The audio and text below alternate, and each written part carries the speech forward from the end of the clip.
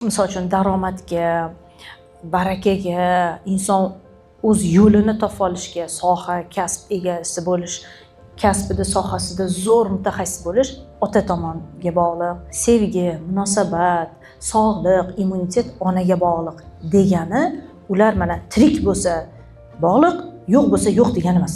Bu otaga bo'lgan munosabatga bog'liq. Otaga bog'liq emas, otaga bo'lgan munosabatga bog'liq. Misol uchun ota-ona tirik bo'lib, ularga munosabatim yomon bo'lishi mumkin.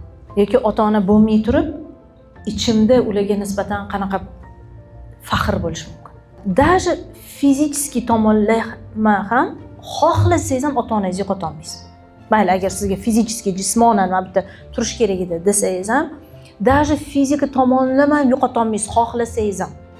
Chunki ularning hujayrasidan yaralganingiz uchun sizni tanangizni har bitta hujayrasida ota-onangiz bor. U qoningizda bor, uni yo'qota olmaysiz xohlasangiz ham. Ota-ona vafot etdi yoki kimdir vafot etdi degani u yo'q degani emas. U prosta narigi xonada. Mana siz narigi xonada odam bor, lekin ko'rmaysiz-ku. Lekin u yo'q degani emas. U bor, faqat sizni atrofingizda yo'q. Hech narsa o'zgarmaydi aslida. Faqat qo'shni xonada. Har birimiz bir kun bu xonadan chiqib ketamiz. U xonaga o'tamiz.